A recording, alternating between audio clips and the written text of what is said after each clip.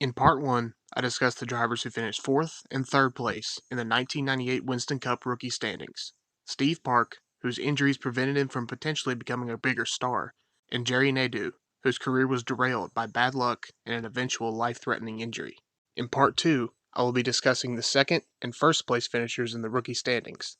One driver who had been known for years to outperform the equipment he raced in, and another who was almost certainly a star in the making. Without further ado, let's get into it.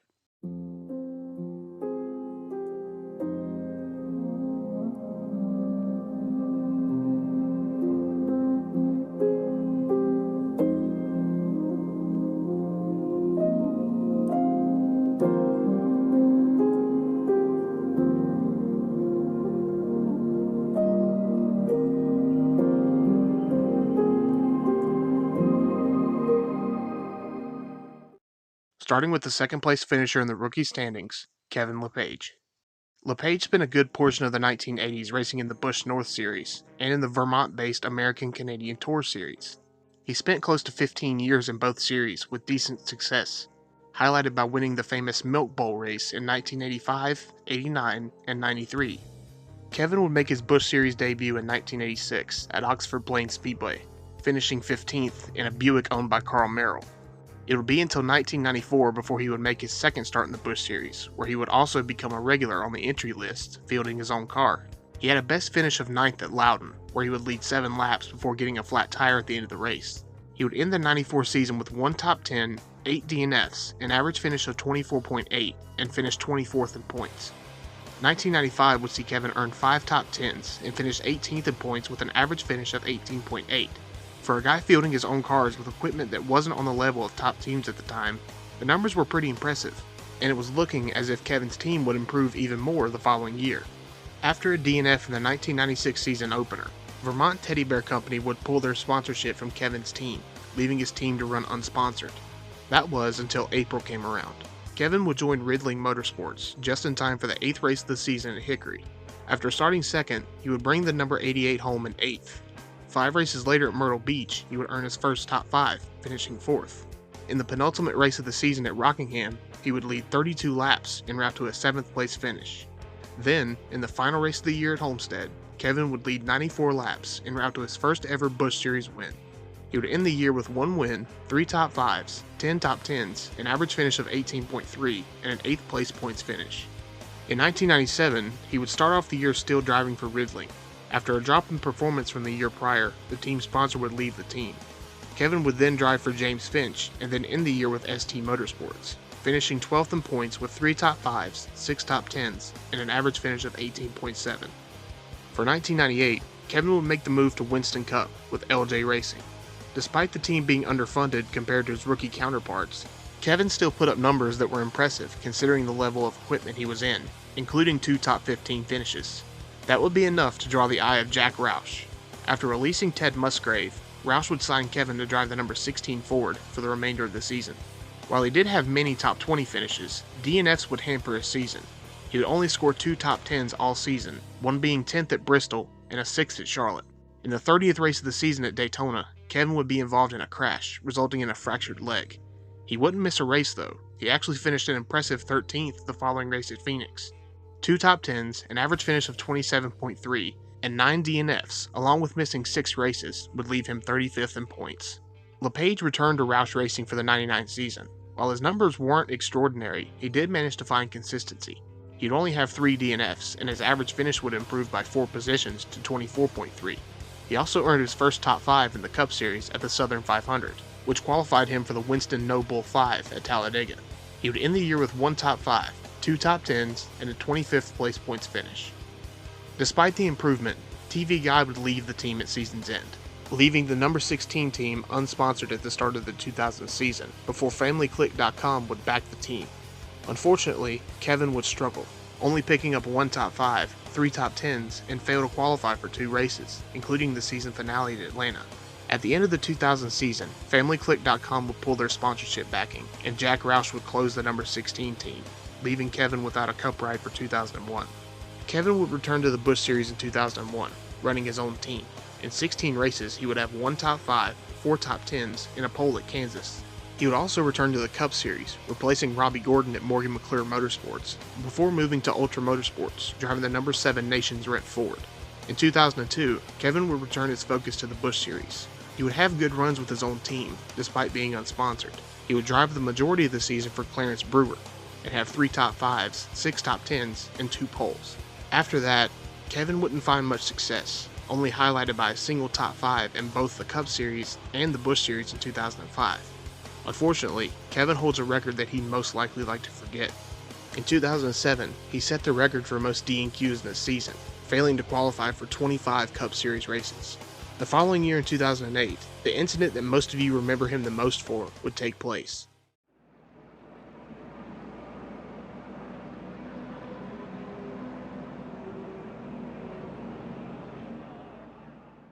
I'll be honest here, there's really nothing I can add to that, so I'll just move on.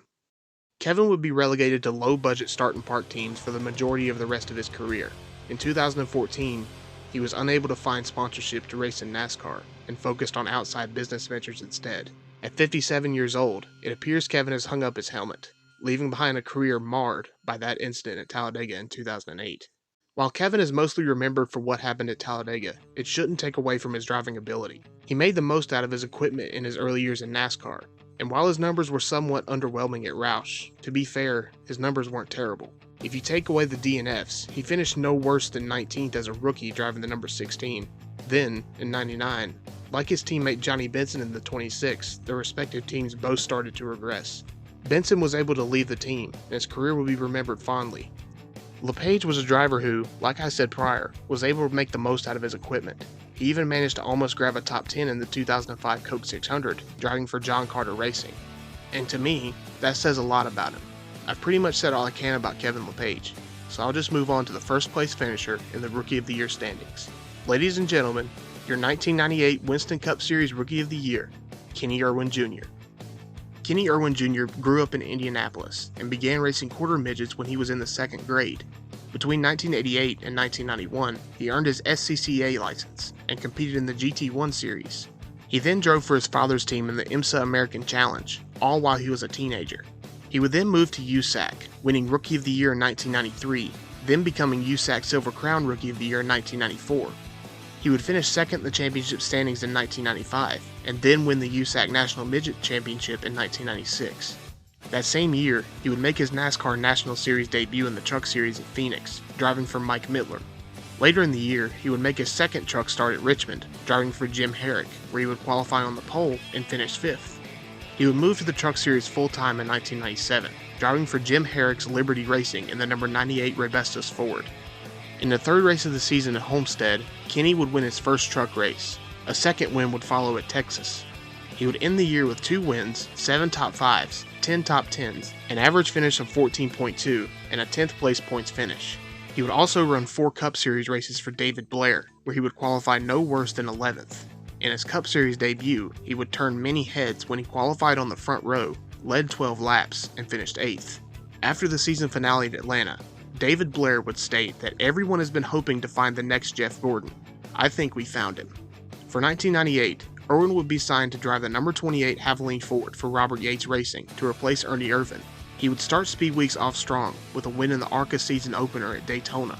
In the 4th Cup race of the season, Kenny would qualify 5th, lead 113 laps, and finish 5th, earning his first Cup Series top 5. Unfortunately, it would be his lone top 5 of the season. He would earn 3 more top 10s in 1998 and win the pole for the final race of the season at Atlanta. 1 top 5, 4 top 10s, 130 laps led, 8 DNFs, a DNQ in the Coke 600, and an average finish of 26th would relegate Kenny to 28th in points. In 1999, Kenny would stay with Robert Yates Racing. He would once again start the year off strong in Speed Weeks, finishing 3rd in the Daytona 500. Unfortunately, that would be his only high point of the year. His 1999 season is mostly remembered for his run-in with Tony Stewart at Martinsville. Right behind Kenny. This is the Home Depot onboard camera. Tony goes down in the corner. And right there, a little bump from Tony Stewart. Down in turn 1.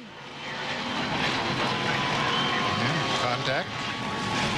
Around he goes. Brett Woodine was up on the high side of the racetrack. Didn't look like Brett hit too hard, so maybe he'll be okay. But he did make contact with the right front against the outside retaining. Tony climbs out of the car. Brett Bodine was in the lead lap, and he too was involved in the crash.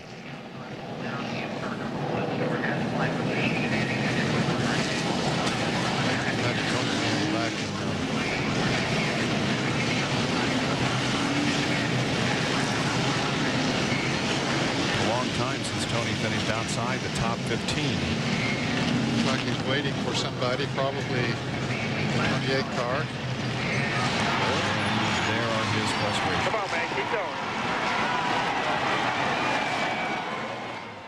While his season was underwhelming, it was an improvement from 1998. He scored 2 top 5s, 6 top 10s, and 2 poles. An average finish of 22nd would earn him a 19th place points finish. But that wouldn't be enough to stay in the number 28. For 2000, Kenny would move over to the number 42 for Felix Sabates.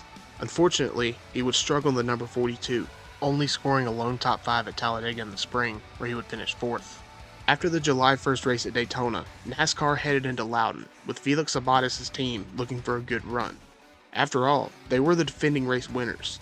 Above all else, it had been reported in May of 2000 that Chip Ganassi, a championship-winning car owner and kart, would buy 80% of the Sabco team and keep Kenny Irwin Jr. and Sterling Marlin as their drivers for 2001.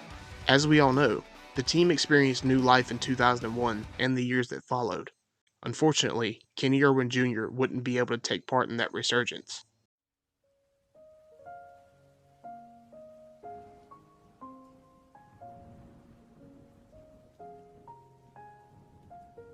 On July 7th, 2000, practice for the ThatLook.com 300 would take place.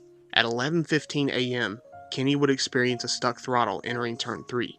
After hitting the wall, Irwin's car got on its side and slid along the wall. As the car slid to a stop, it rolled over onto its roof. Hours later, it was announced that Kenny Irwin Jr. had passed away. The 30-year-old Indianapolis native had died instantly of a basilar skull fracture, the same injury that killed 19-year-old Adam Petty at New Hampshire less than 2 months prior.